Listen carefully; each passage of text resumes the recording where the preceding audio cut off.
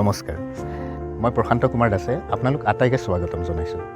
মই বৰ্তমান আছোঁ জামুগুৰিহাটৰ ওচৰৰে ভৰলীপৰীয়া কন্যকা পামত এই পামখন কেনেকৈ একোজন নৱপ্ৰজন্মৰ কৃষি কৰ্মৰ লগত জড়িত হৈ কেনেকৈ স্বাৱলম্বী হ'ব পাৰি এটা আদৰ্শ হৈছে কেনেকৈ আমি আজি জানিম আহক আমি কন্যকা পামৰ ভিতৰলৈ সোমাই যাওঁ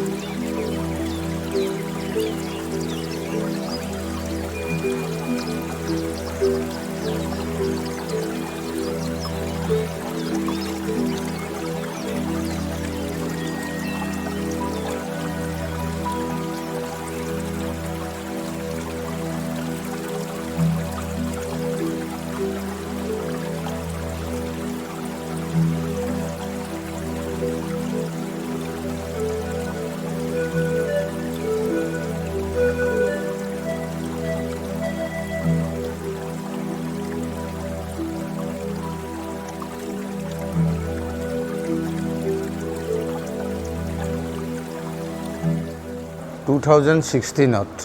15 আগষ্টৰ পৰা আমাৰ ফৰ্মেলি ভৰলীপৰীয়া কন্যকা বহুমুখী পাম ষ্টাৰ্ট হৈছে 2500 বিঘা আমাৰ মাটি আছে টোটেল ইয়াৰে বৰ্তমান আমাৰ এই বছৰ 700 বিঘা এই ফাৰ্মৰ ভিতৰত আমাৰ 700 বিঘা জহা ধানৰ খেতি কৰা হৈছে তিনিবিধ জহা আছে আমাৰ কুনকুনি জহা কলি জহা আৰু মানিকী মধুৰী এইকেইটা জহা ধান আছে তদুপৰি আমাৰ 400 বিঘা আমি সৰিয়হ খেতি কৰিছোঁ সৰিয়হটো এতিয়া আমাৰ গজি উঠিছে আৰু ডিচেম্বৰৰ লাষ্ট এই ফুলিব এই সময়তে আচলতে ইয়াৰ নেচাৰেল বিউটি সৰিয়হৰ আপোনালোকে উপভোগ কৰিবলৈ পাব তদুপৰি এইটো ডিচেম্বৰ লাষ্ট জানুৱাৰী ফাৰ্ষ্ট উইকৰ ভিতৰত সৰিয়হ ফুলে মানে সেই সময়ত ইয়াৰ সৌন্দৰ্যটো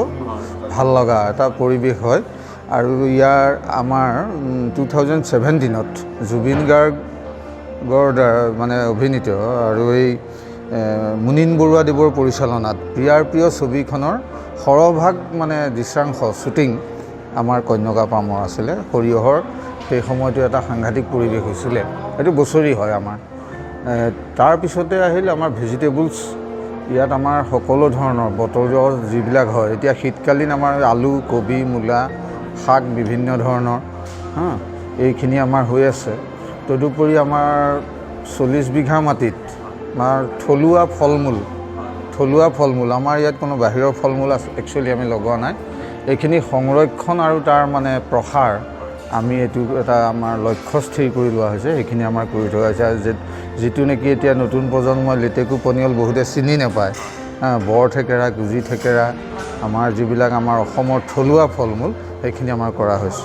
আমাৰ কুঁহিয়াৰ খেতি আছে 25 বিঘা আমাৰ নিজা তাৰে আমাৰ গুড় আমাৰ নিজা শালত বনাওঁ আমি সৰিয়হৰ পৰা আমাৰ সৰিয়হৰ কন্যকা সৰিয়হৰ তেল আমাৰ নিজা বনাওঁ জহা চাউল আমাৰ নিজৰ মিলত আমাৰ পেকেজিং হয়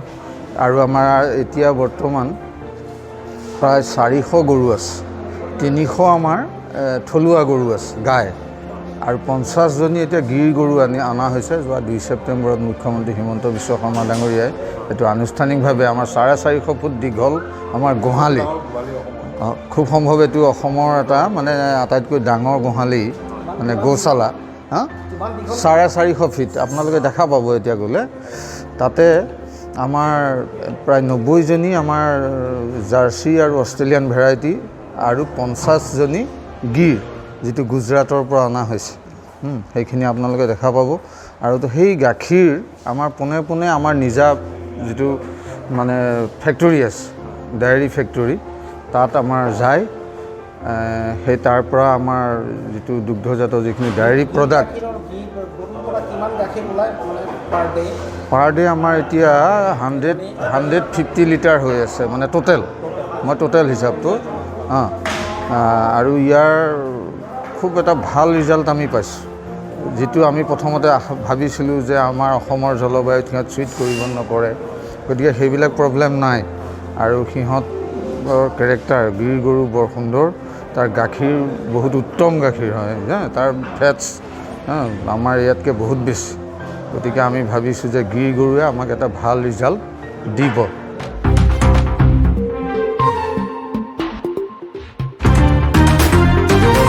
এইটোৱে 2 মাহৰ অভিজ্ঞতাৰ পৰা আমি আপোনালোকক কৈছোঁ তদুপৰি আমাৰ ইয়াত ফিছাৰী ক্ষেত্ৰত আমাৰ এটা উল্লেখযোগ্য সফলতা আহিছে আমি আমাৰ 140 হেক্টৰ মাটিত আমাৰ ফিছাৰী আছে 140 হেক্টৰ আৰু এটা আপোনালোকক আজি জনাবলৈ ভাল পাইছোঁ যে আমাৰ ইকো হেটচাৰী আমাৰ যোৱা বছৰৰ পৰা ইয়াত ষ্টাৰ্ট হৈছে তাৰমানে কোৱালিটি চিড মাছৰ যিটো কোৱালিটি পোনা উৎপাদন কেন্দ্ৰ আমাৰ এইবাৰ টাৰ্গেট আছিলে 10 কোটি আমি 10 কোটি আমি মানে ফুলফিল কৰিব পাৰিছোঁ আৰু এই মই পাভৈ কথাটো জানো কিন্তু আমি নকওঁ যে তেওঁলোকতকৈ আমি বেছি কম সেইটো আমি ক'ব নোৱাৰোঁ সেইটো নাজানো কিন্তু আমি আৰু আমাৰ ৰাইজৰ যিটো সঁহাৰি ৰাইজৰ যিটো ইয়াৰ পৰা আমি ছাপোৰ্ট পাইছোঁ আমাৰ কন্যকাৰ লগতে এই ক্ষেত্ৰত আপোনালোকক জনাই দিম যে আমাৰ চতিয়া সমষ্টিত মুখ্যমন্ত্ৰীৰ যিটো গ্ৰাম্য সমগ্ৰ যোজনা আঁচনিৰ অধীনত আমাৰ 400 ছেল্ফ হেল্প গ্ৰুপক আমাৰ বিধায়ক পদ্ম হাজৰিকা ডাঙৰীয়াই মানে বিভিন্ন গোটবিলাকক SHG গ্ৰুপ আমাৰ বনাই দিয়া হৈছে সেই গোটবিলাকক 10 লাখ টকাকৈ দিয়া হৈছে তাৰে আমাৰ বহুত সংখ্যক গোট আছে ডেইৰী বহুতে ফিছাৰী বহুতে পিগাৰী কৰিছে আচলতে যদি ফিল্ডত যোৱা যায় আমাৰ চতিয়া সমষ্টি 19টা পঞ্চায়তত এই 400 গোট আছে তাৰ পৰাও আমি ৰিজাল্ট পাইছোঁ তাৰ পৰাও আমাৰ গাখীৰ কালেকশ্যন হয় গতিকে সেই গোটবিলাকক আমাৰ গৰু যিসকলে পালন কৰিছে সেই গাখীৰটো আমাৰ নিজা গাড়ীয়ে কালেকশ্যন কৰি পেলাই আকৌ ফেক্টৰীত দি দিয়া হয় তদুপৰি আমাৰ যিটো 4 লেন চকীঘাট অঞ্চলত আপোনালোকে গম পায় যে তাত আমাৰ 52টা ছেল্ফ হেল্প গ্ৰুপ আছে তাত প্ৰত্যেক গোটকে 10 বিঘাকৈ মাটি আৰু 10 লাখ টকাকৈ মানে কৃষি কৰ্ম কৰিবলৈ দিয়া হৈছে তাতো আমাৰ জহা ধান আছে তাতো ফিছাৰী আছে তাতো গৰু আছে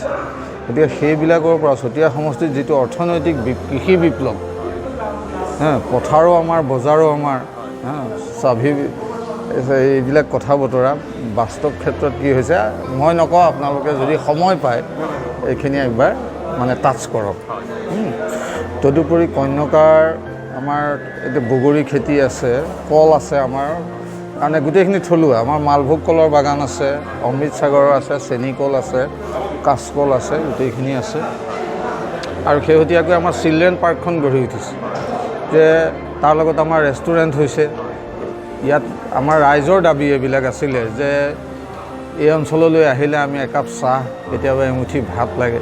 গতিকে বিচাৰে তাৰ দাবীত আমাৰ বিধায়ক ডাঙৰীয়াই এইখন বনাইছে ইয়াত ৰাইজৰ আজি আপোনালোকে দেখিছে কেনেকুৱা সঁহাৰি পাইছোঁ গতিকে আৰু ইয়াত যিখিনি আমাৰ যুৱক এতিয়া আমাৰ ৰন্ধনশালত যিখিনি আমাৰ কুক আছে ৰান্ধনি আছে এইখিনি ল'ৰা আগতে গোৱা বা চেন্নাই বা বিভিন্ন ঠাইত কাম কৰি আছিলে লকডাউনৰ সময়ত তেওঁলোক ঘৰলৈ গুচি আহিল তেওঁলোক মানে কৰ্মহীন হৈ পৰিল কিন্তু আজি ইয়াত সংস্থাপন পাইছে গতিকে মেইন পইণ্ট আমি ভাবোঁ যে এই ল'ৰাখিনিয়ে নিজৰ ঘৰত থাকি নিজৰ পৰিয়ালৰ লগত থাকি আজি কাম কৰি পেলাই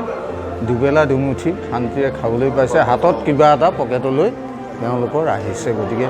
এইখিনি আমাৰ বিধায়ক ডাঙৰীয়াৰ চিন্তা তেখেতৰ কৰ্ম এটা আভাস মই আপোনালোকক দিছোঁ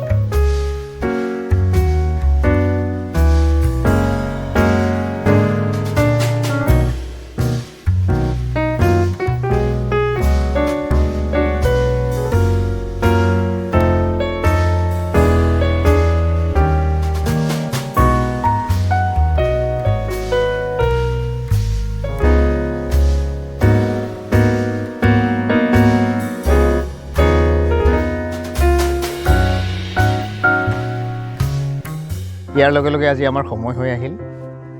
ভৰলীপৰীয়া কন্যকা পামৰ পৰা আজি আমি এতিয়া বিদায় ল'ম। সকলোখিনি আপোনালোকে জানিলে নৱপ্ৰজন্মই আজিৰ তাৰিখত কৃষি কৰ্মেৰে কেনেকৈ স্বাৱলম্বী হ'ব পাৰি সেই বিষয়ে খন্তেক আপোনালোকক আভাস দিলোঁ। হয়তো আপোনালোকে আপোনালোকৰ নিজৰ নিজৰ ক্ষেত্ৰত নিজৰ কৃষিভূমিত অকণমানকৈ হ'লেও কৃষি কৰ্মৰ জৰিয়তে স্বাৱলম্বী হ'ব পাৰিব। এই আশাৰে আজিলৈ আপোনালোকৰ মাজৰ পৰা মই প্ৰশান্ত কুমাৰ দাসে মেলানি মাগিছোঁ। ধন্যবাদ।